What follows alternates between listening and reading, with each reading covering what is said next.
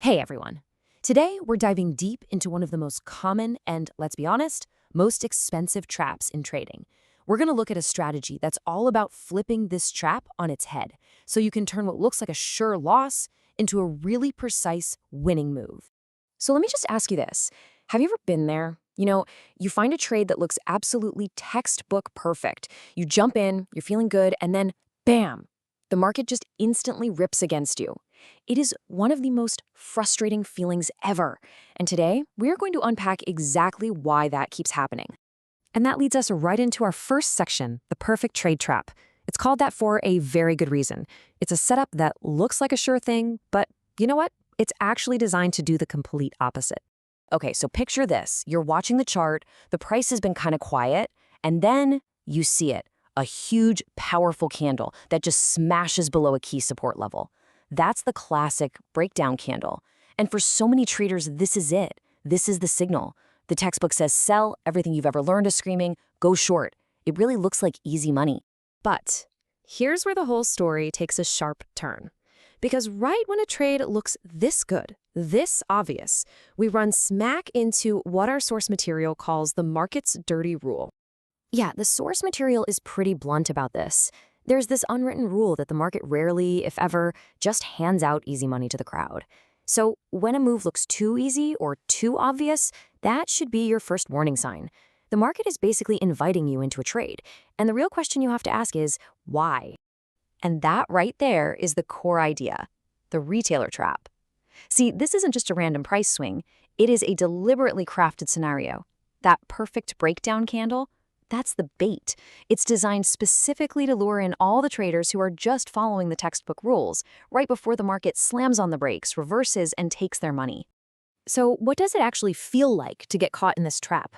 Well, it's way more than just one bad trade. It's this really destructive psychological cycle, a cycle of loss. Let's walk through exactly what happens to the trader who decides to take the bait. All right, so here's how this downward spiral plays out. First, the trader sees that perfect breakdown candle and, full of confidence, they go short. But then the trap springs. The market doesn't keep going down. Nope, it viciously reverses. Now, the trader's frustrated, they're angry, they're thinking, I was right, I was just a little early. So what do? They short again, a classic revenge trade. And of course, the market punishes them a second time. And here's the final, most painful part. After getting knocked out twice, the market finally makes the real move down. But by now, our trader is so psychologically beat up and financially hurt, they're just too scared to get in.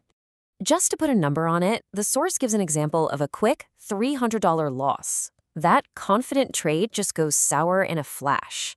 The reversal is fast, it's unforgiving, and, well, that's just the beginning of the pain. And then, of course, comes the revenge trade. In a desperate move to make that first loss back, the trader shorts again, only to get slammed with another $300 loss. So now the financial pain has doubled, but believe me, the emotional damage is so much worse. And here it is, the final brutal irony of the trap. The trader is left with two painful losses, and they've completely missed the big move they were trying to catch in the first place. They were actually right about the direction, but they were fatally wrong about the timing, and the market exploited that perfectly. So the big question is, how do you avoid all this?